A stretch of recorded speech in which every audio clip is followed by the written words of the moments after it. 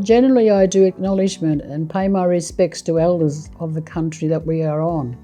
I'm a Yagara woman and a Turrbal woman.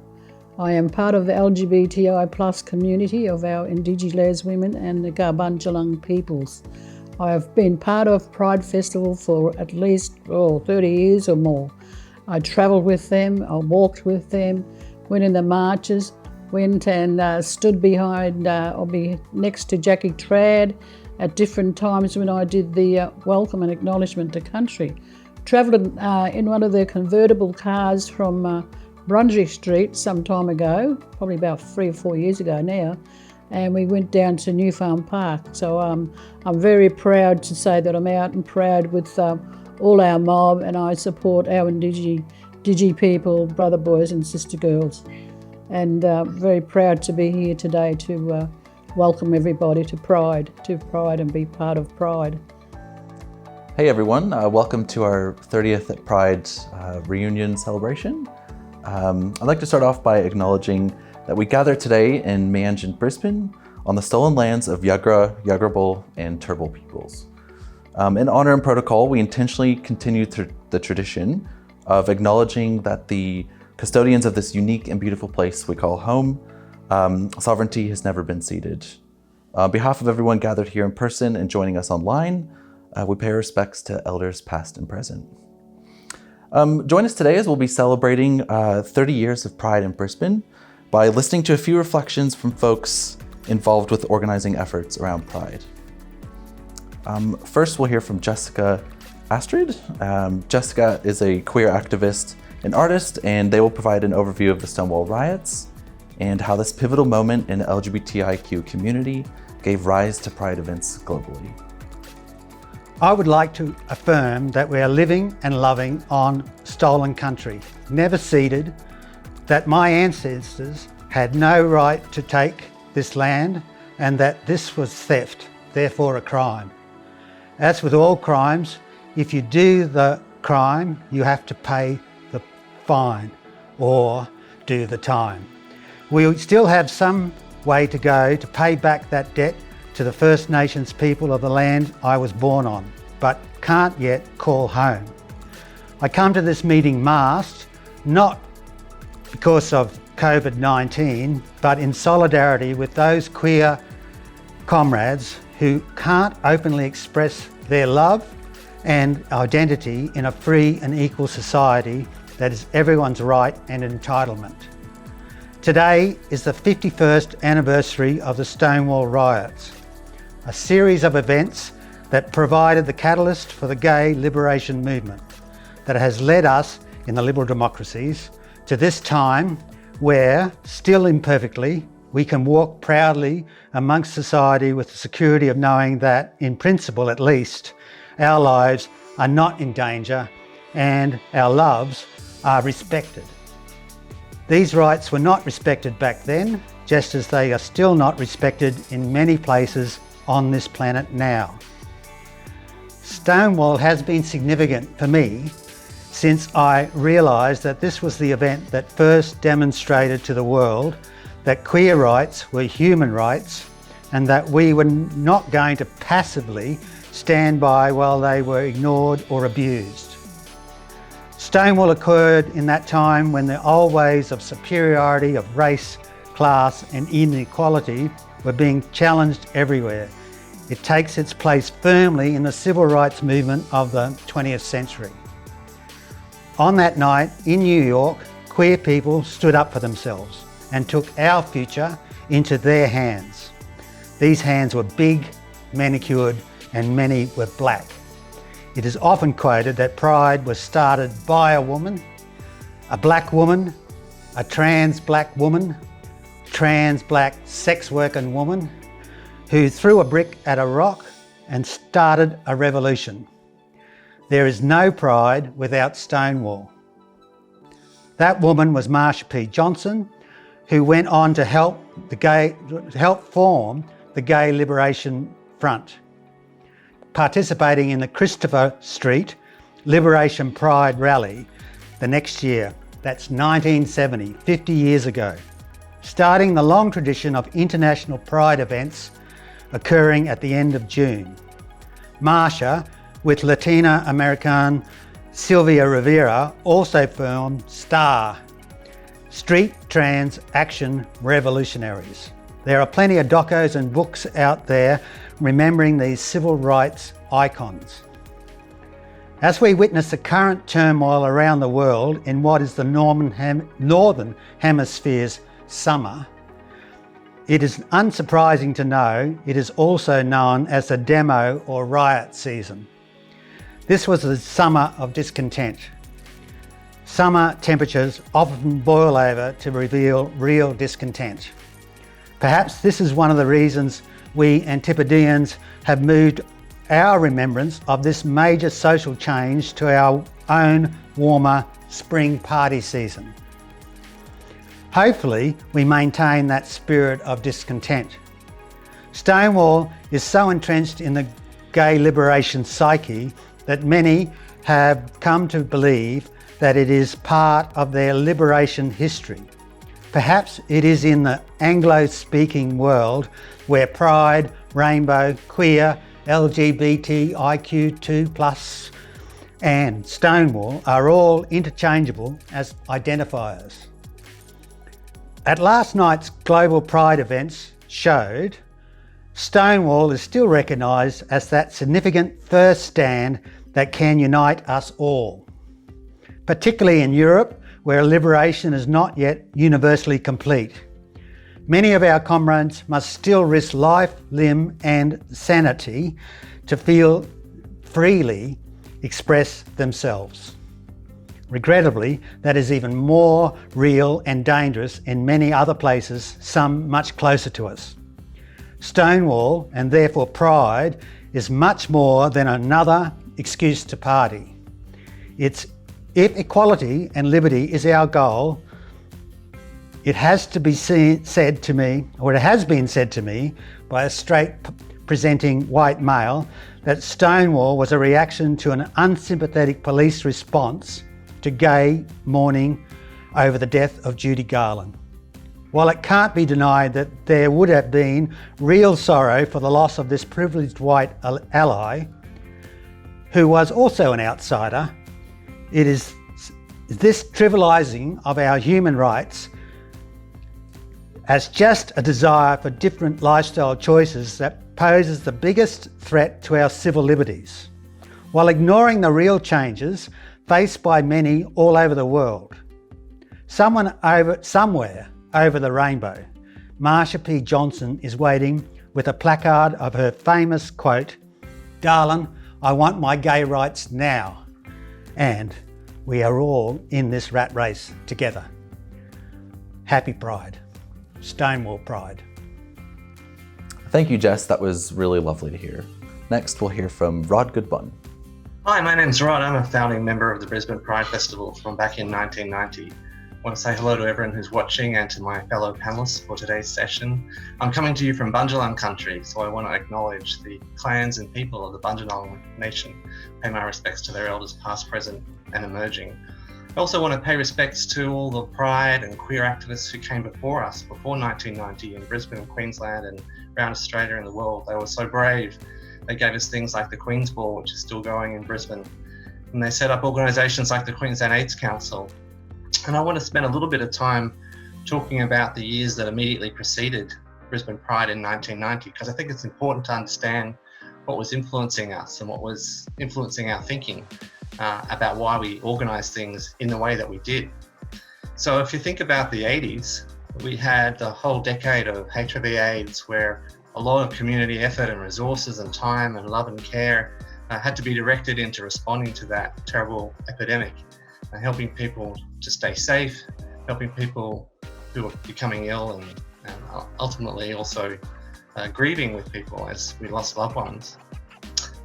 We also saw things like the bicentennial celebrations where around Australia people were celebrating the arrival of Captain Arthur Phillip and the colonisation process, the takeover of First Nations lands here in Australia. And many of us queer folk stood alongside First Nations people as allies, working to resist those celebrations and to protest the injustices that colonisation had set up and continued for 200 years through Australia. And then if you step into, say, 1989, we had in Brisbane a whole lot of really dynamic processes going on. The Labor government was elected in the state of Queensland, and the National Party was defeated. There was a huge change in dynamics, and people felt optimistic that things, law reform, justice, a whole range of things would emerge from that change of government. And we were demanding that. The early stages of the campaign to decriminalise sex between men in Queensland was really heavily underway, but at the same time, queer activists in University of Queensland and people involved with 4ZZZ had to deal with the National Party Student Union who kicked ZZZ off campus. This was some of the precedents that were occurring. Of course, in 1990, we saw Nelson Mandela freed from imprisonment, who went on to become the ANC's first president of South Africa after decades of campaigning against apartheid. So there were massive shifts. For me personally, I'd come up from Sydney to Brisbane to live with my lover, Jeff, and I'd been a part of a campaign to shift the dynamics within our own community. We were calling on Sydney Mardi Gras to become a coalition of lesbians and gay men and trans people, not just dominated by gay men. Same thing was going on in the gay rights lobby. We were demanding that lesbians and trans people were prominent in that organisation, that it changed its name, and 2010 the Youth Refuge for gay men and young people would take on board the needs of queers, not just young gay men. So this was the emergence of what we started to call coalition politics. It might grow into queer politics later in the 90s, but it was really important to understand that we were trying to challenge the dominance of our community organisations, particularly by men who held power and resources, and women and trans people and queers identifying in other ways were not necessarily always welcome in those spaces. So when we looked at what was going on in Brisbane in 1990, we saw all the amazing work that was going on around decriminalisation of sex between men. We thought there's something missing here. Two important things were missing. One, we weren't doing work with women and trans people while we were doing that work. We weren't saying stop doing that work, but we were saying there has to be other work that goes on because there are other needs that need to be addressed as well.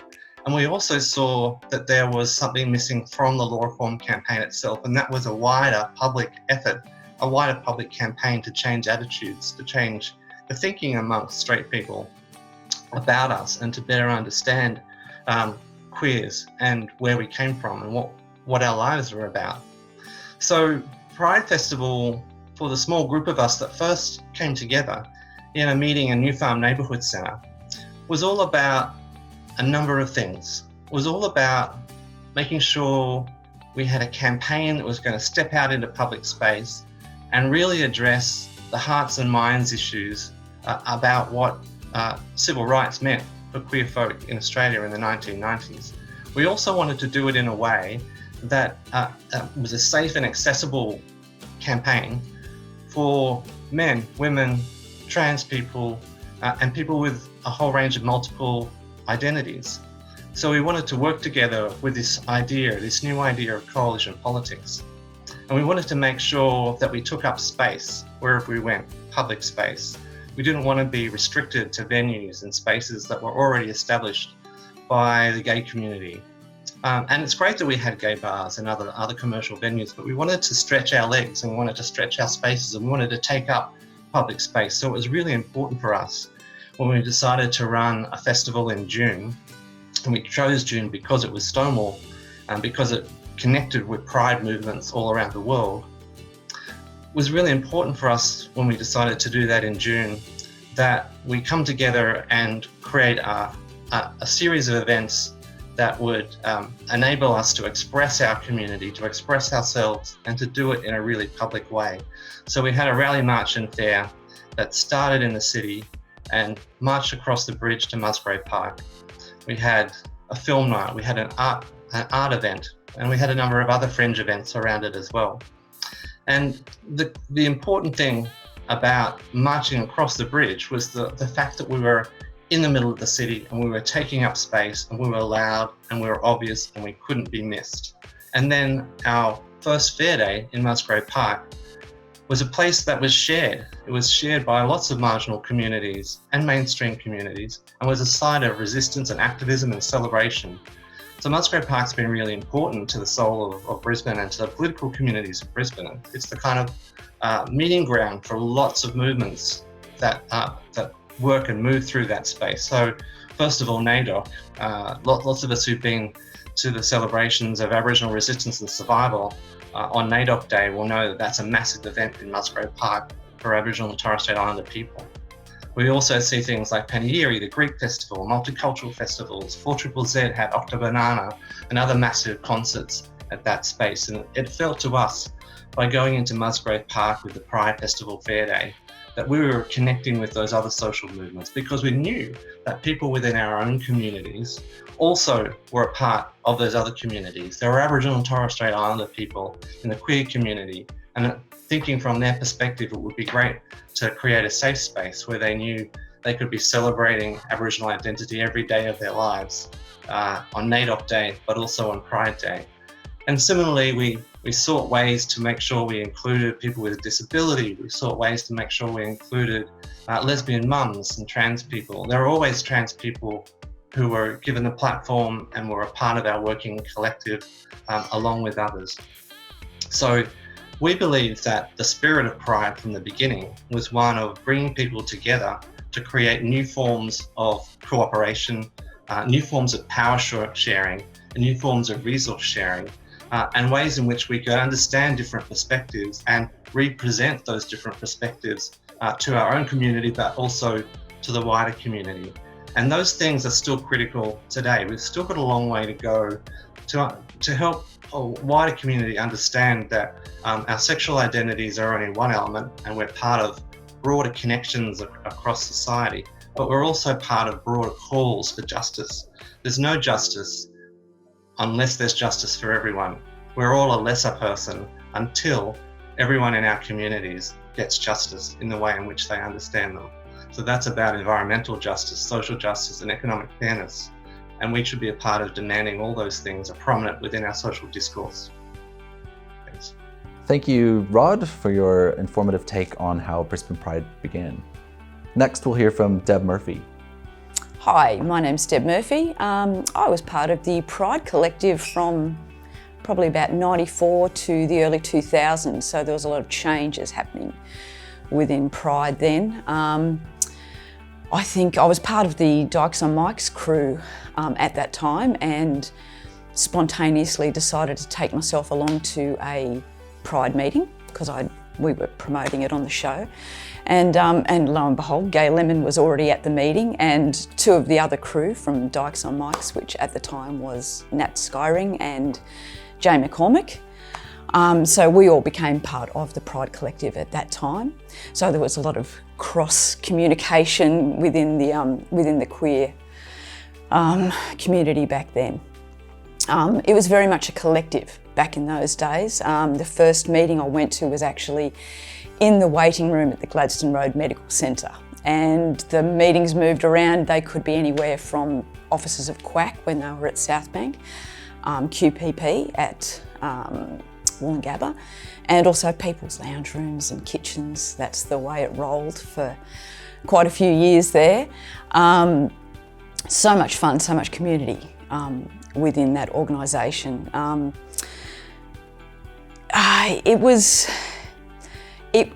In the nature of all collectives, it was chaotic, it was herding cats. It was very exciting also. The first dance party that I helped organise was at the Riverside Ballroom down at New Farm, and I think it was spectacular. We had not only DJs but live music, and it was so special to be part of that. I was also part of the committee that organised the dance party at the Tivoli. And the Tivoli had only just, everybody knows the Tivoli now, but it had only just gone over to doing events like this. And believe it or not, every single punter that came through the door that night, I had to inform them they couldn't put out their cigarette butts on the heritage listed carpet. Every single person. But yeah, it was an exciting time. We finally had the need to become incorporated. Insurance costs were skyrocketing. The society was becoming a lot more litigious.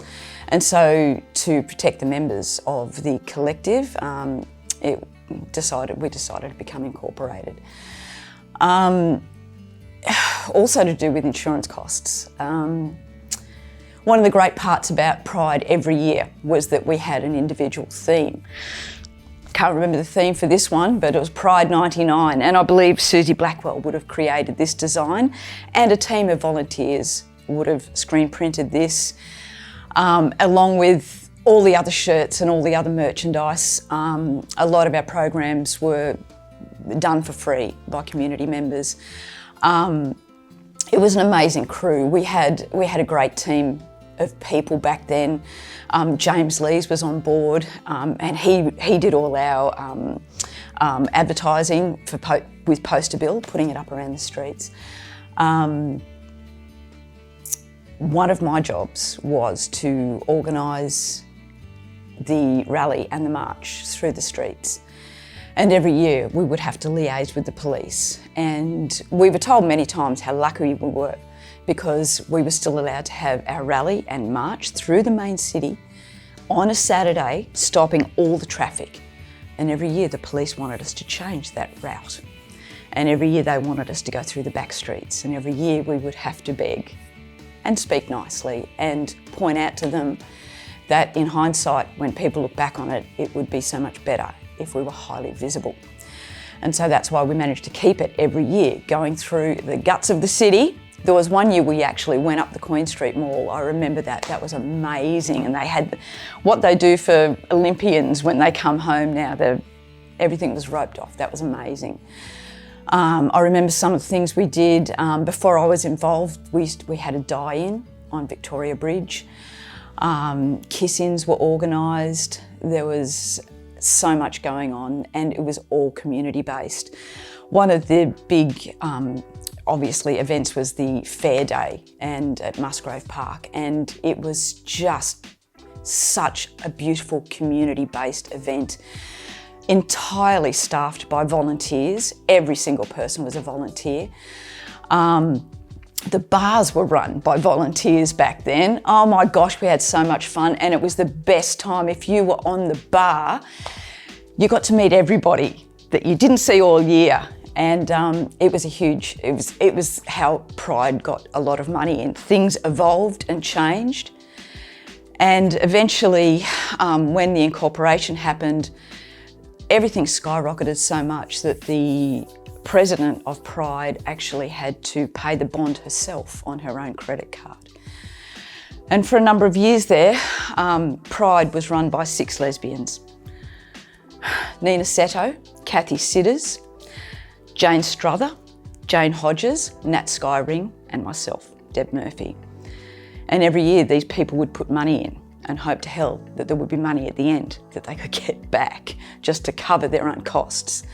And that was so that we didn't have to go to corporate sponsorship. No funding was coming in from any government agencies, so we didn't want Pride to fold, and it had to go on. So we did everything we damn well could to make sure that it did. The best thing about Pride was the community and the sense of community. It was with a heavy heart that we had to put a fence around and ask for a gold coin donation. And that was merely to cover the fence, and that was because of insurance costs. And also, we didn't want to corral people into a tiny little bar area where they would miss out on communing with all their friends. I'm so proud to have said I was part of the Pride Festival, whether it was a collective or incorporated.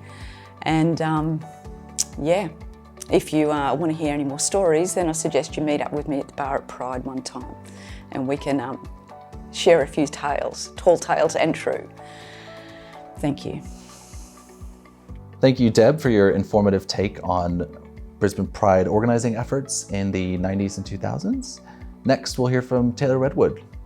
I'd like to acknowledge that we are gathered here today on sovereign Yagara and Turrbal country, and that despite ongoing resistance, this stolen land is still violently occupied by the Australian settler colonial regime. I would also like to acknowledge the Lenape people, on whose lands the Stonewall Rebellion took place. On both the North American and Australian continents, the struggle against compulsory heterosexuality and non-consensual gender assignment began with the settler colonial invasions and continues with the rise of settler homo-nationalism. As Jessica has told us, Pride was born of a rebellion against systemic police violence, and this rebellion was led by trans women of colour. We must be clear that despite all the progress that has been made, systemic police violence continues to this day. The Black Lives Matter rebellions that have erupted across the colonies of both Australia and America are evidence of this fact. Systemic police violence is an ongoing danger to many people in our queer, trans and Kunga communities. First and foremost, it affects Sistergirls, Brotherboys, Kungas and all other First Nations people, as evidenced by the ongoing deaths in custody crisis. But systemic police violence also affects sex workers, poor people who use drugs, but interestingly, not rich people who use drugs, rough sleepers and activists engaged in democratic protest, all groups in which our communities are well represented, with trans and gender non-conforming folks particularly at risk. We must be crystal clear on this topic. The claim that systemic police violence no longer affects our communities is a form of gaslighting and an example of white supremacy in action. It is white supremacy because the experiences of white, upper and middle class queers, people whose communities are no longer subject to systemic police violence, are taken as the universal norm, and we are all expected to accept their reality is representative of our communities as a whole. Despite systemic police violence being an ongoing issue, the institution responsible for this crisis was officially invited to participate in Brisbane Pride in 2015. Uniformed police in Pride is not just offensive, it's also a deeply sinister political manoeuvre. Systemic police violence is bad publicity. It turns public sentiment against the police, and pressure builds for something to be done. Rather than acknowledging the issue, let alone dealing with it, police forces engage in extensive public relations campaigns to help deflect attention away from their institutional responsibility for systemic police violence. Uniformed police in Pride is one such PR exercise. They are using our communities as a shield to help bolster their public image and avoid doing anything about systemic police violence. This is commonly called pinkwashing and is another example of our communities being systematically used and abused by police. I don't have the time to expand on it, but corporations participate in Brisbane Pride for a similar reason. When the Queensland Police were first officially invited to participate in Brisbane Pride, the University of Queensland Queer Collective wrote an open letter to the Pride Board explaining the issue and requesting this invitation be rescinded. I should note here that the following words are my own and I am not speaking on behalf of any of these groups. In 2016, No Pride in Police was formed and an even more detailed open letter was sent. This was rejected in quite a patronising manner. The group was invited to speak at the Pride rally, but declined in large part due to safety concerns. No Pride in Police then staged a protest outside the entrance to Fair Day and handed out flyers explaining the issue. At the same time as this was happening in Brisbane, similar grassroots movements started popping up all around the world. Many of us have been particularly inspired by Black Lives Matter Toronto and People Against Prisons Aotearoa. We've watched from afar as these groups have succeeded in removing uniformed police from their local Pride events. While all this organising was taking place, members of No Pride in Police experienced pretty intense online bullying from certain members of the Brisbane Pride Board and their associates. Combined with the presence of uniformed police, this is why no one felt safe addressing the 2016 Pride rally. I remember this one specific moment when we were told that if we didn't like how Pride Inc. organised things, then we should start our own Pride. And in 2017, that's exactly what we did. The People's Pride Festival was a free and decommodified anti-carceral pride that ran for 12 hours, and it included 2 stages with live music, DJs, drag performances, poetry, a kids' play tent, Brisbane Free University yarning circle, kink and fire performances, a potluck dinner and more. Our goal was to create a space for those people in our communities who felt excluded from or couldn't afford to attend Brisbane Pride's Fair Day. It is important to note, however, that we still participated in the Pride rally as a display of solidarity with the Pride movement in general. While uniformed police was still invited to Brisbane Pride the following year, it was only after People's Pride that some of our other demands began to be met, specifically easier access to Fair Day tickets for low-income queers and more diversity on the Pride Board. When Bec Johnson became the new Pride president in 2019, we saw an almost instant culture shift within the organisation. Bec has done incredible work reaching out to those of us who have been ignored by previous boards, and she is working hard to rebuild lines of trust and lines of communication. This meant that when a new group formed in 2019, the Queer Anti-Colonial Action Bitches, or Queer ACAB for short, new opportunities for creative actions arose. Queer ACAB had been planning a participatory artistic demonstration, and as a show of support for the changes Bec was making, we decided to align with that year's focus on queer and trans mental health. We staged a funeral procession as part of the Pride rally to mourn the loss of our collective mental health and to creatively protest cops and corporations in Pride. Our banners made clear that our mental health struggles are political.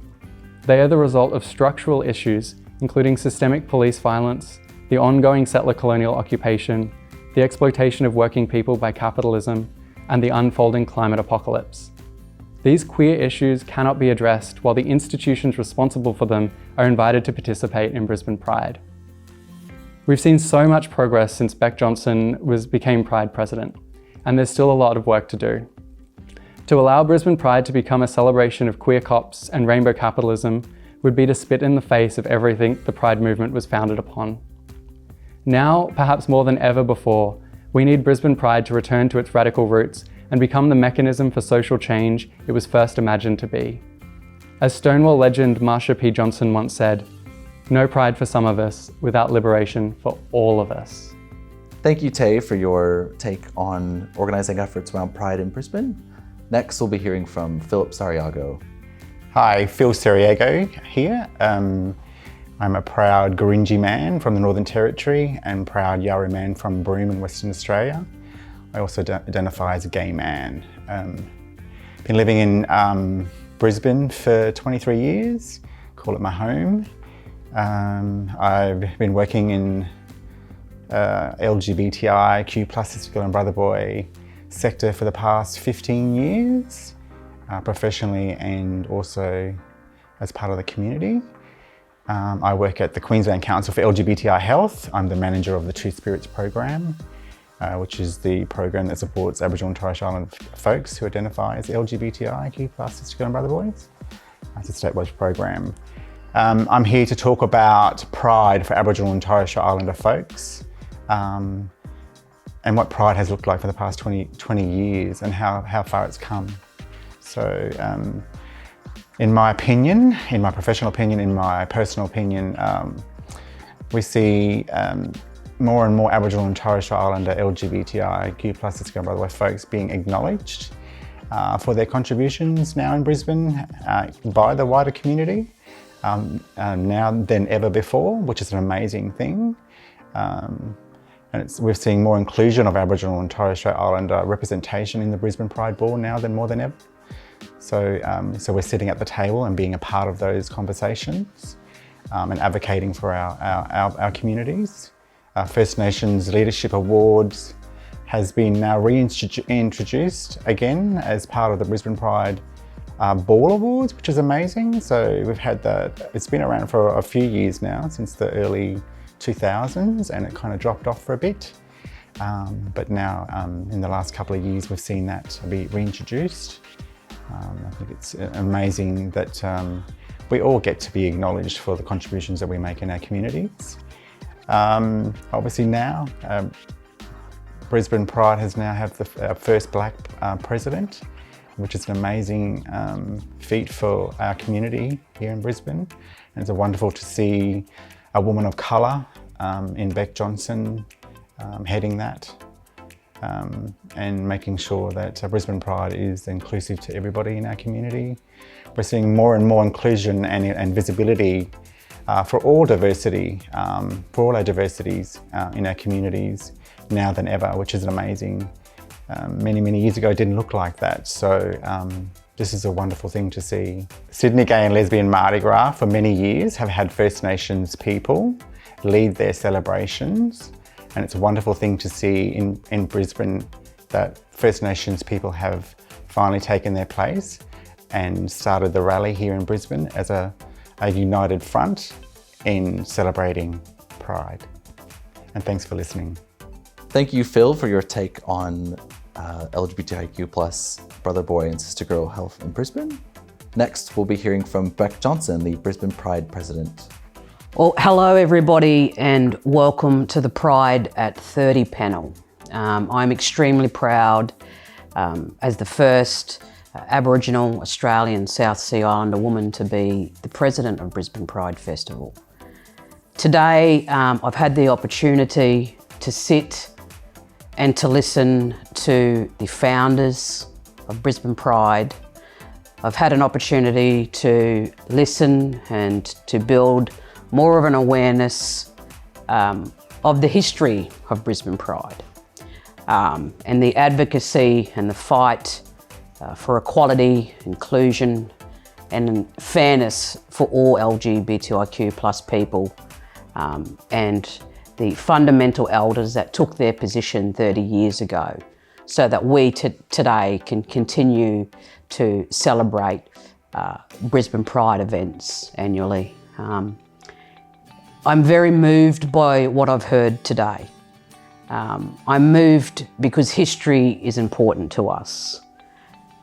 Without history, we don't get a clear line of sight to the pathways and the partnerships and the community advocacy that we need to continue to build across the LGBTIQ+ community.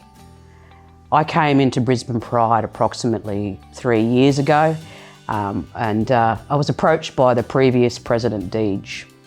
And Deej and I had a conversation around building the capacity within Brisbane Pride Festival Incorporated to be more inclusive and to start embedding in Indigenous perspectives across some of the events and more importantly with having voices at the table to speak to some of the design of the events to make sure that Aboriginal and Torres Strait Islander people and particularly the First Peoples of Brisbane were at the forefront of some of the events.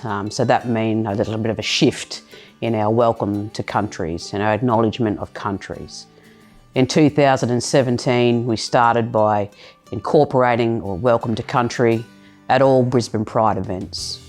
It was followed by a flag exchange between the Brisbane Pride Committee, an initiative that was created by Tanya Quackerwoot, the co-founder of Achilleos Women's Leadership and Support Group.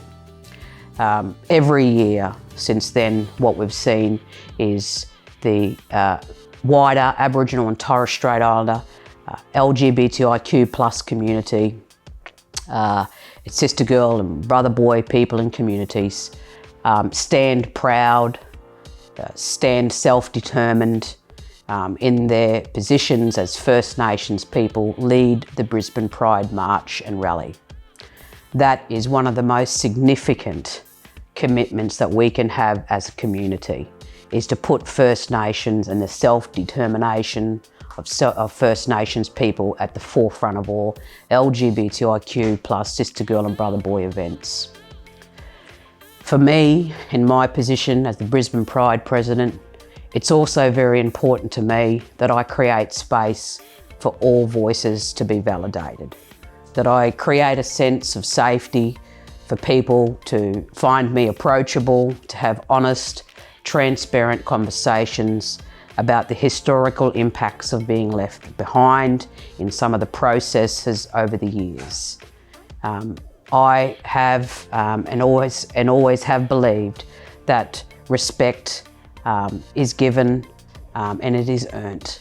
And across our communities, we are in a part of an evolving community that diversity is continuing to grow. We now in our communities have strong allies and families and supporters from all different backgrounds that want to be a part of the festivities of Brisbane Pride. But this year, more importantly, 30 years on and coming through 50 years of the Stonewall Riots, it's particularly important for us to remember the hardships for the physical, the mental, the spiritual battles that people that have gone before us have fought hard for us to have the liberty and freedoms that we have today. Do we have them all? Of course not. We still have a journey to go. But what I do know is that the position that Brisbane Pride is in, and the position that the Brisbane Pride Committee is in to make more informed decisions with community is a fight that we will continue to work through with communities, to make sure that every voice is valid at the table, to make sure that communities are being heard, to make sure that different perspectives are being considered at the table. So for me, I congratulate the founders from behalf of Brisbane Pride Festival and the committee. I congratulate the founders for founding Brisbane Pride 30 years ago. Thank you. Thank you to those old people for creating the pathway, because now it's up to us younger mob to be able to carry the flame and keep that fight going. Thank you to those people and the old people that fought in the Stonewall Riots so that we could have the liberty and freedoms and the acceptance and the visibility that we have today. These are very important milestones for us to remember at Brisbane Pride.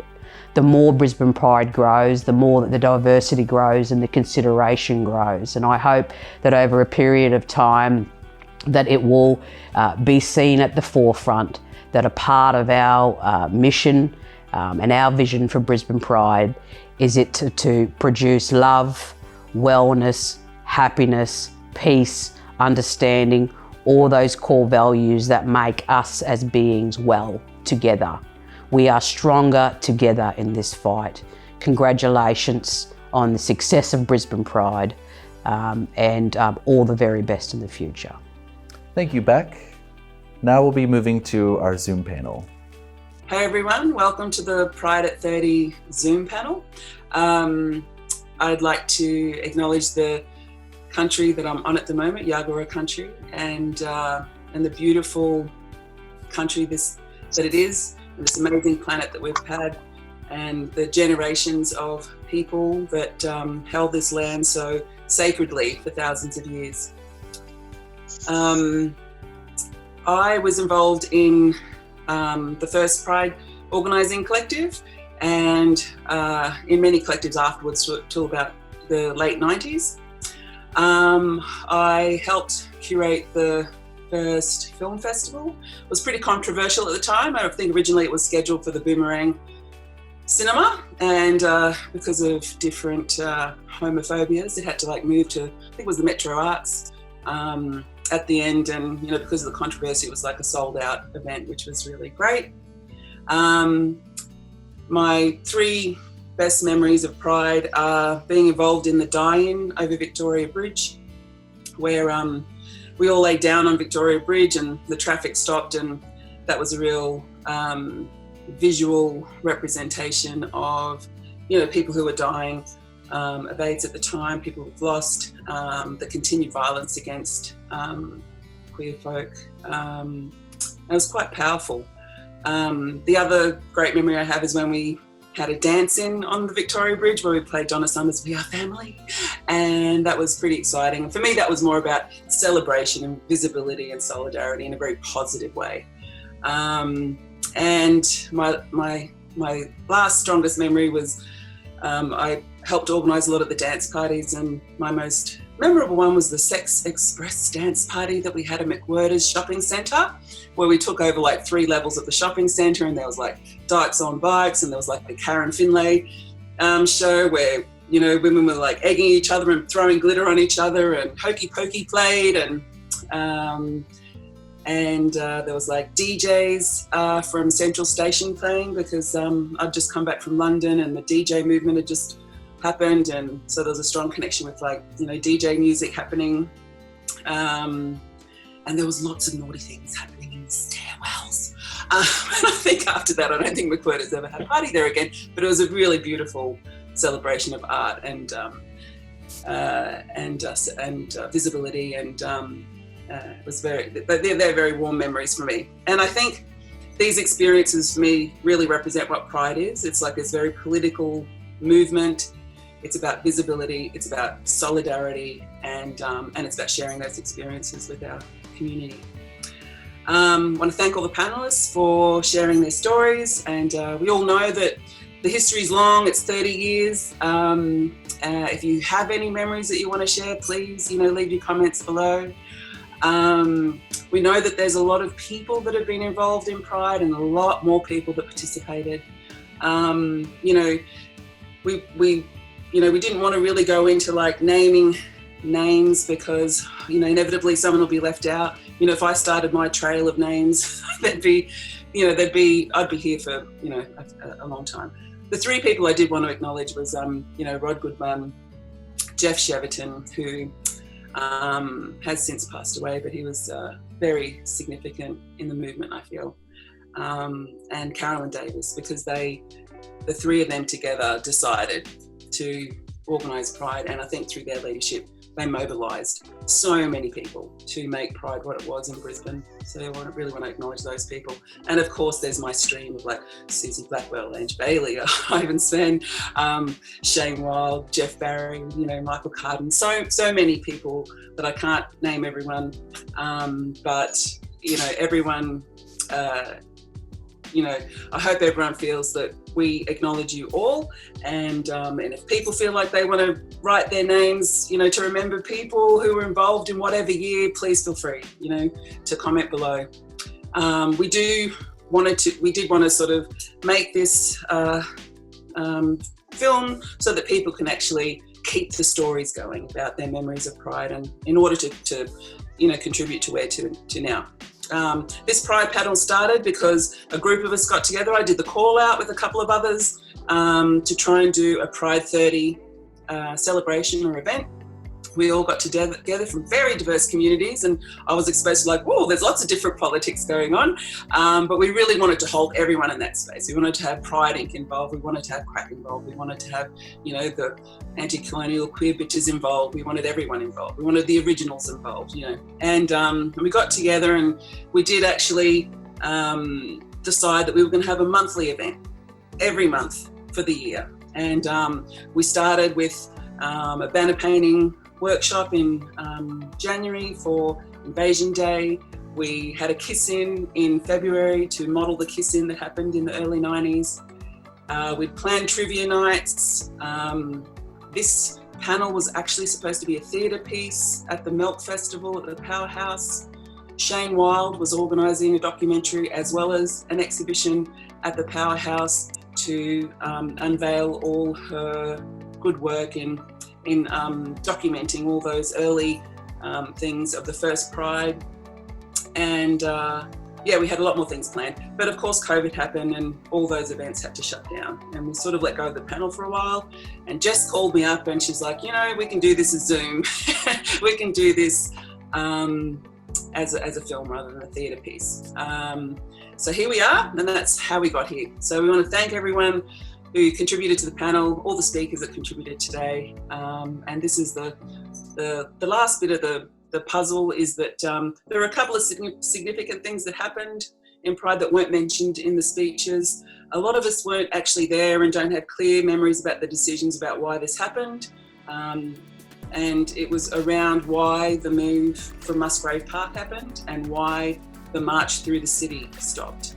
And the other thing was why the date change happened. And so to start the ball rolling on those changes, which were quite significant, we'll ask Rod Goodbun to start the conversation on that. Thanks, Rod.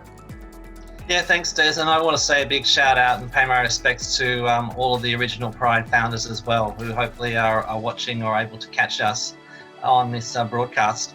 Look, from the outset, the month of June and the site of Musgrave Park were chosen particularly because they were really significant times and places.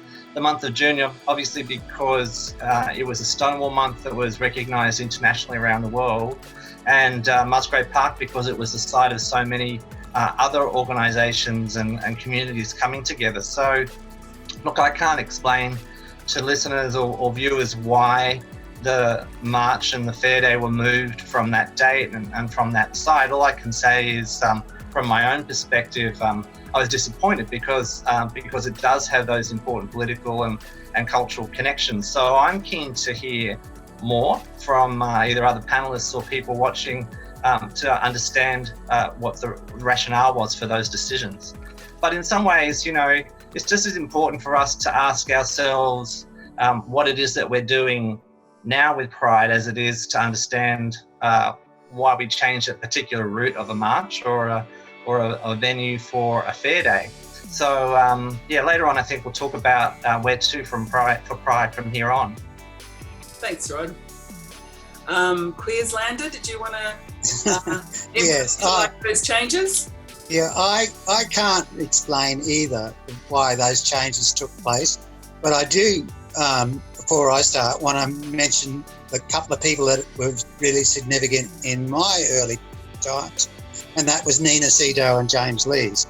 However, the Pride moved initially not to New Farm Park, but to, I think it's Ballymore Park or something like that, with the rugby football, and it went from the Wickham Hotel, which was the second queer venue in town. I think we lost the fireplace, which was the great last get-together place on Fair Day or March Day, and we lost the fireworks, because when we moved from June to September, finishing at 5 o'clock, it's still bright daylight, whereas 5 o'clock in the now is that great time. I can't explain why. I hope someone will have a reason. I know there's stories about the boys couldn't take their shirts off in the winter, but I've heard that one. The other ones were, let's keep it in the valley, keep it in the ghetto. It is a great thing though now that it marches down Brunswick Street. It is a beautiful sight, and I guess it was a beautiful sight when we marched across the bridges and things like that. I don't know. We'll find out. Someone will have an answer. Thanks. Great. Thanks, Jess. And thanks for the name. It's hard with the names. It's like, I'm like, Jeff Barry, Michael Carden, Odette Best, so many. Susie Blackwell. Great. So, that kind of ends what we kind of wanted to talk about or touch about in the history.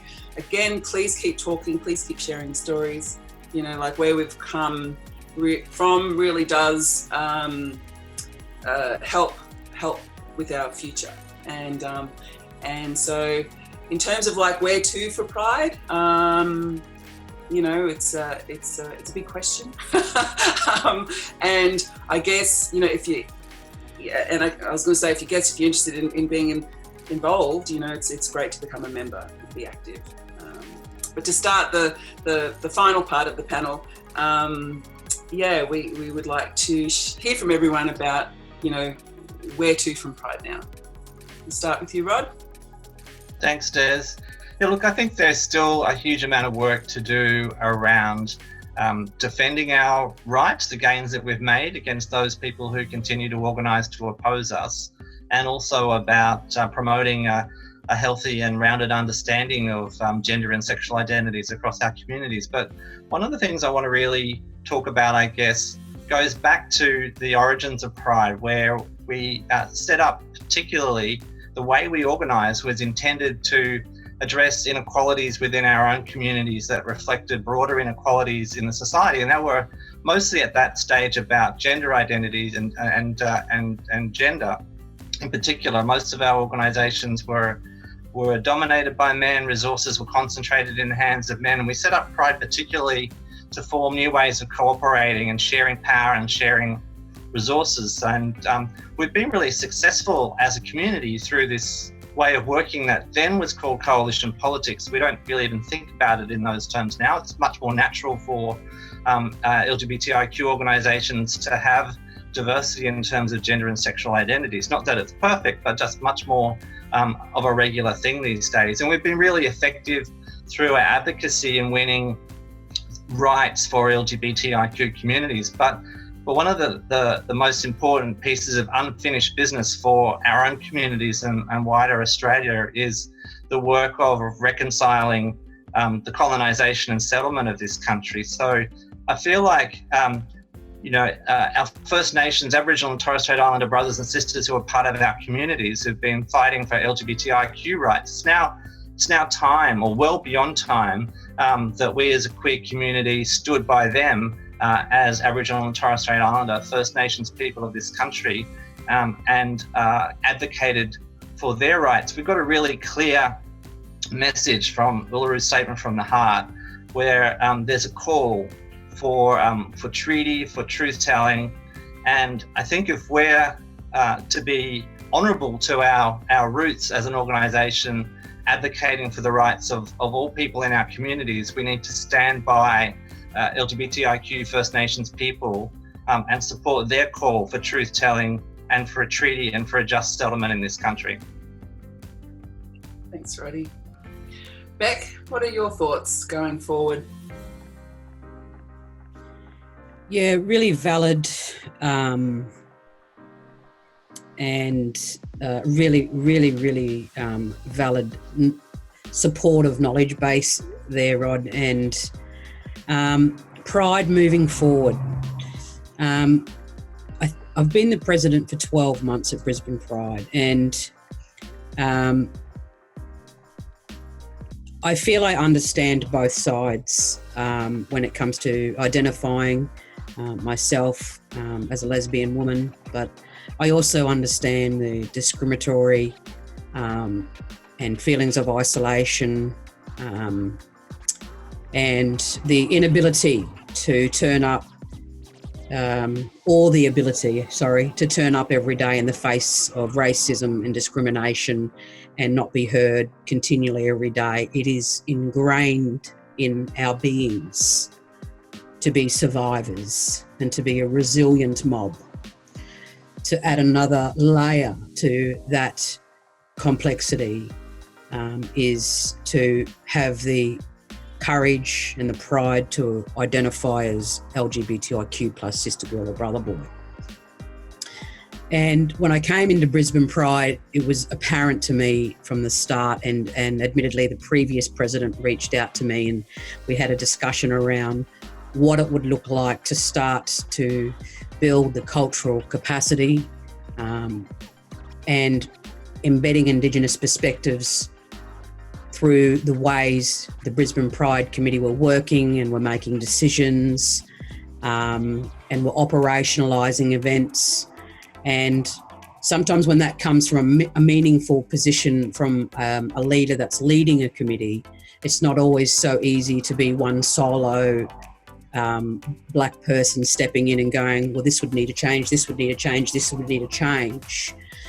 And I come from really two solid, strong parents that have taught me and helped me understand the dynamics of a relationship being meaningful, where it's a transfer and a learning of knowledge and it's reciprocated back and forth between two parties.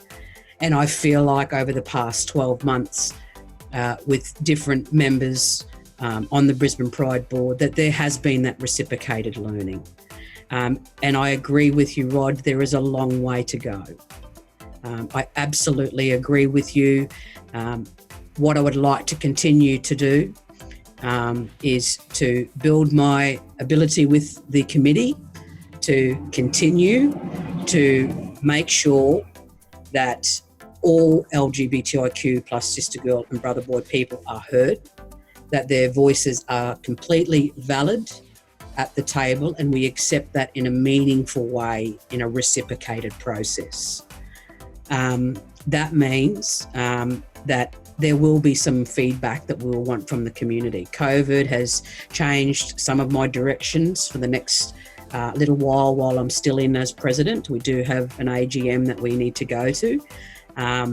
But one of the things that in my time that I did want to do was a community consult, or a number of community consults that allowed people to come and to talk with us and to inform a co-design process around what the events should look like coming out of Brisbane Pride, and who should lead those events and who are the events for. So who needs to inform us on protocol or best practice around doing events in a safe way that nurtures and respects all people. So for me, it's a continual learning. When I got there, there was no welcome to country. There was no acknowledgement of country. First Nations people weren't even leading the Pride March at the front. So there's a couple of things that I've already started chiseling away on to make sure that I'm leading by example, not because a welcome to country or an acknowledgement is a systematic thing we do.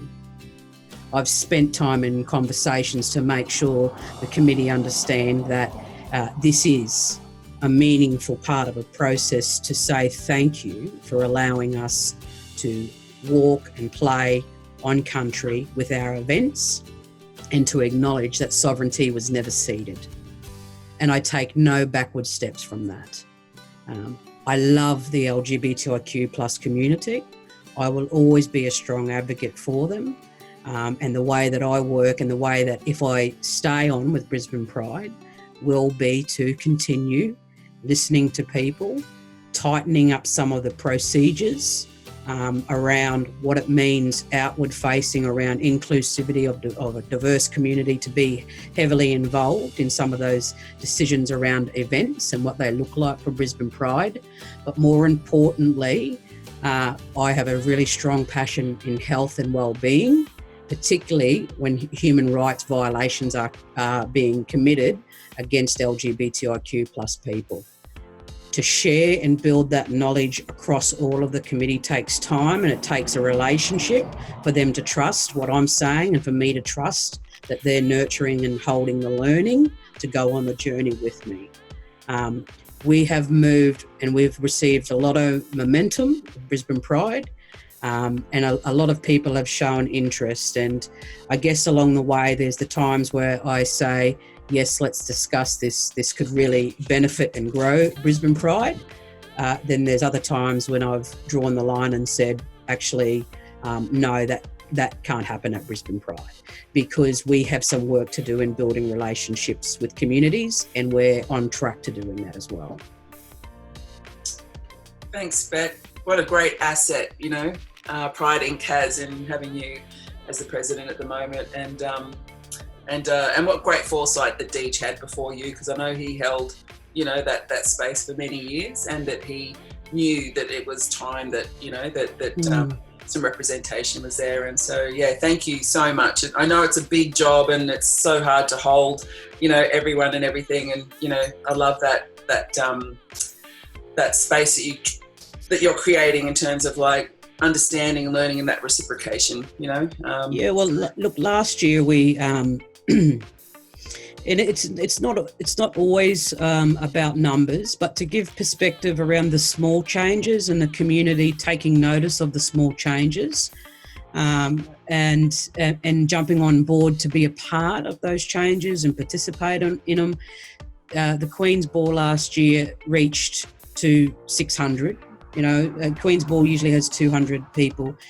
We had 7,000 people come through the gates on Fair Day last year. And look, it's not about the numbers. It's about capturing the cascade of support and kindness and understanding of this is a part of the journey of us all being in this together. But I also get what Rod was saying, because Aboriginal and Torres Strait Islander people for many, many, many years, we have taught generationally our children and our children's children to keep fighting the good fight for recognition as First Peoples in this country. And I understand that, and sometimes with people's privilege, it takes a bit longer to share a journey with them to help them understand the perspective of actually being Aboriginal and being a lesbian woman. Yeah, thank you. Thanks for that. Taylor, did you want to share your vision? And I'd also, just first like to thank Rod and Bec. That was wonderful to hear kind of the similarities, I guess, and the resonances between where Pride has started and the direction Bec is taking Pride in nowadays. And I just want to speak to that idea of solidarity and coalition politics that Rod brought up, because I think it's just such a wonderful idea and it's just so important. And I've heard of this idea of Pride and like LGBTIQ not so much as a taxonomy, say, of different sexualities and gender expressions and stuff like that, but as a political coalition across all of these broad communities, because it's only kind of together that we can fight and we can win. When we're separated, we lose all of our power. So speaking to that, I've got a quote here from Yugamba writer and curator Maddie Clark, who I think is a really important contribution to this conversation. And I quote, "Queer Australia must begin to understand not only racism and homonormativity within the LGBTIQ community, but also the underlying relationship between sexuality and the racialized white nation, and how that relationship has traveled through all of frontier and post-Federation history and into the present."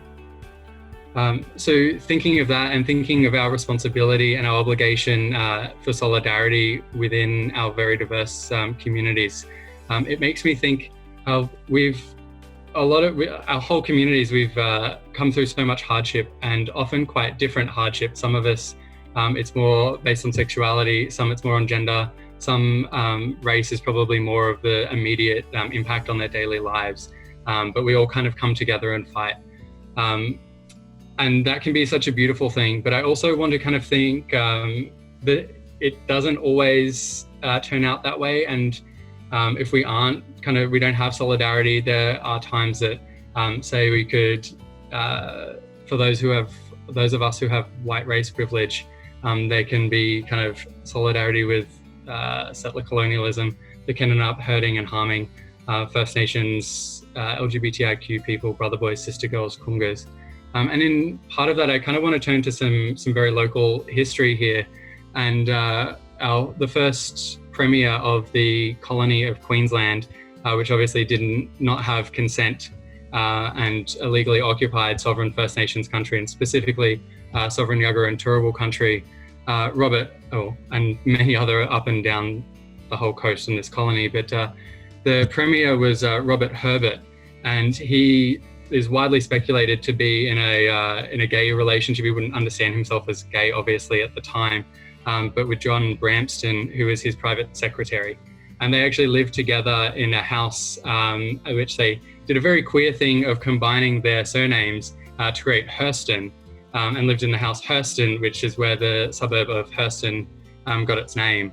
And during this time, it was kind of the 1850s, 1860s, I believe, the Native police were essentially carrying out a genocide against First Nations people to the north of the state. And Robert Herbert and John Brampston are personally responsible for giving orders that amount to genocide. And that's part of our gay history. And there is so I just want to be conscious that these divisions that rive across our communities also separate potentially our broader communities.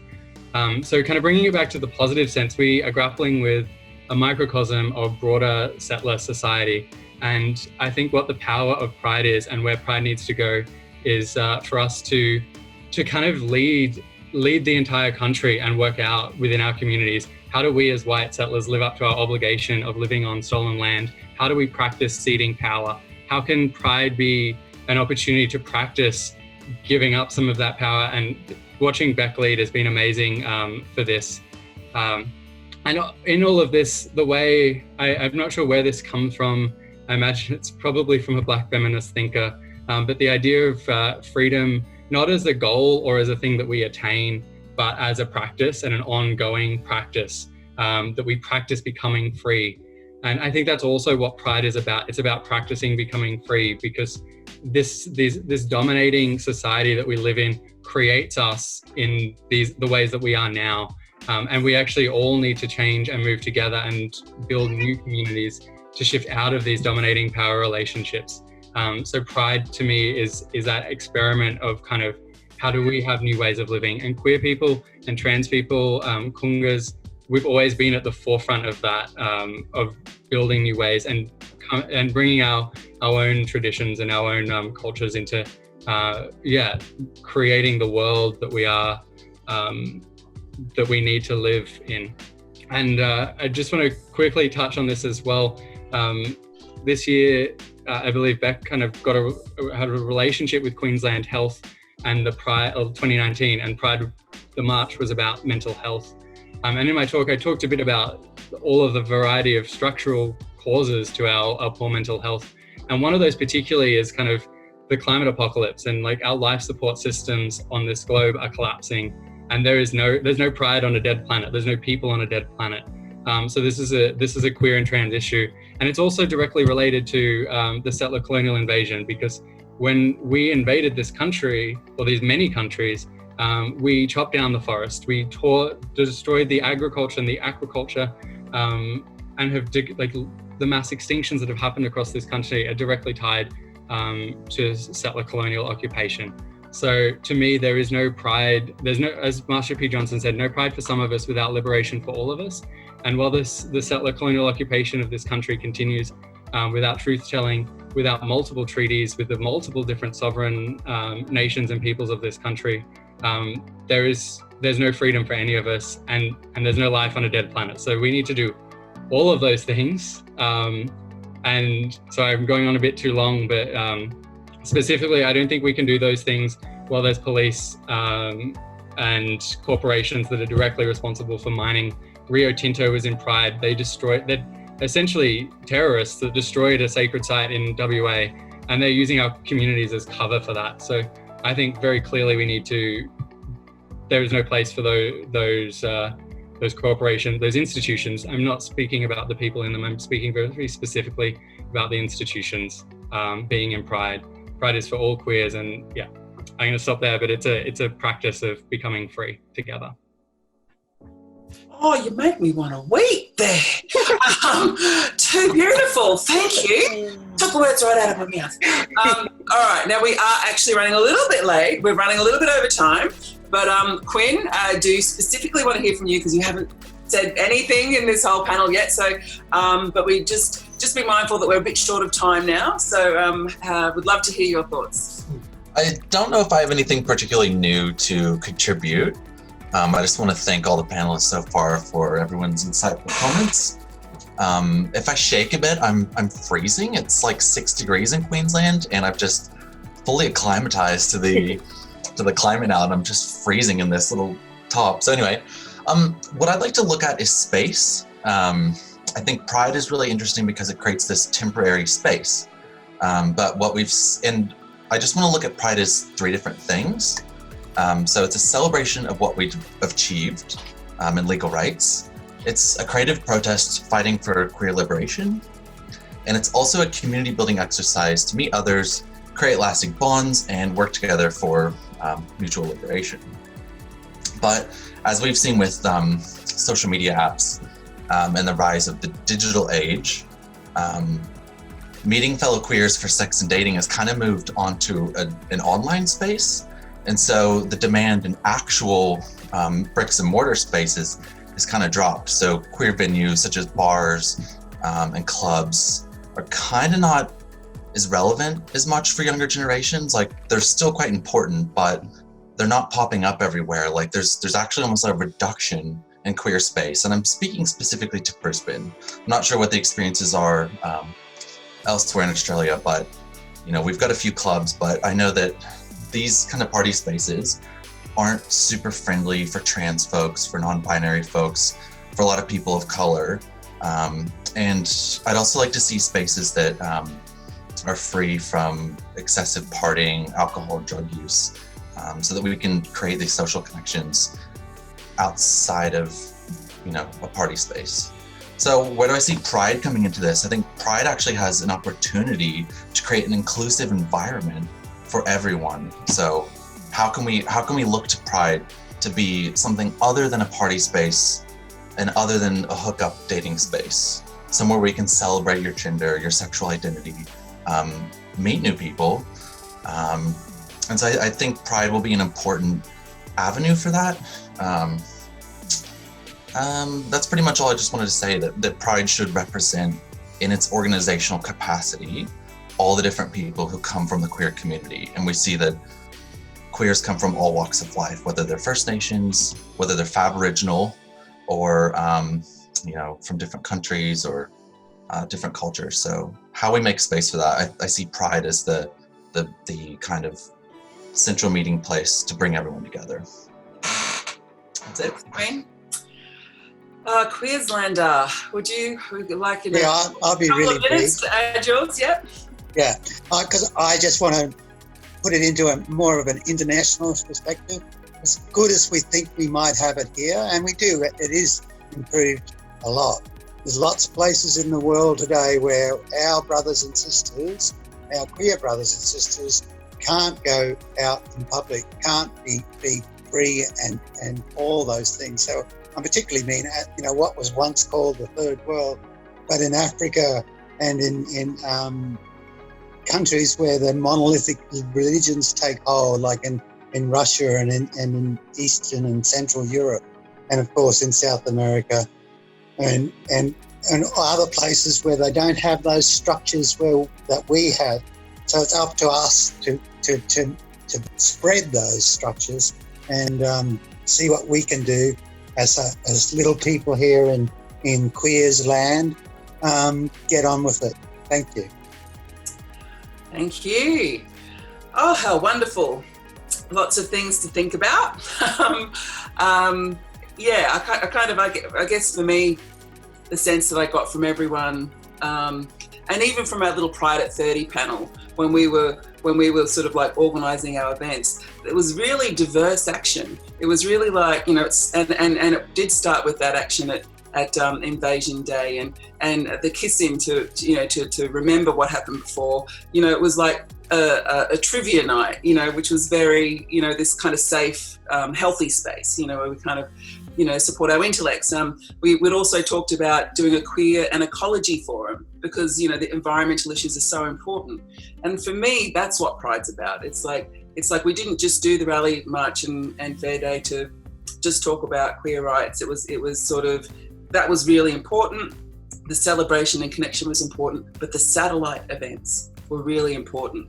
And for me, I just hope that in the future Pride continues to, run satellite events because even though to have that solidarity and visibility, in the one place is so important, our politics around these different spaces and the politics around, what freedom is a journey in what I think Bec was saying in terms of engagement and learning and bringing people along with us. We've got to kind of, bring everyone with us if we want climate change, justice, and if we want freedom for First Nations people, and if we want freedom for all those other things, mental health, and to have healthy communities and a healthy planet.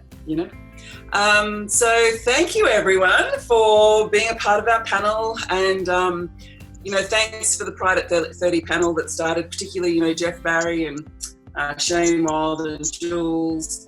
And there was a few people that came and went. Thank you all for wanting to do all these like Pride 30 things, and thanks everyone that happened to be in the space for this to happen. And would like everyone to wish everyone a happy 2020 Pride. Happy Stonewall Day. Happy 2020 Pride. Happy Stonewall Day. Happy Pride. Woo! Thank you all for joining us in celebrating 30 years of Pride in Brisbane. Today we learned about the past, we're planting seeds for the future, and we hope that all the information that you took in today plant a little seed of information that you can take to your community and discuss how pride and queer liberation affects all of us. Thank you.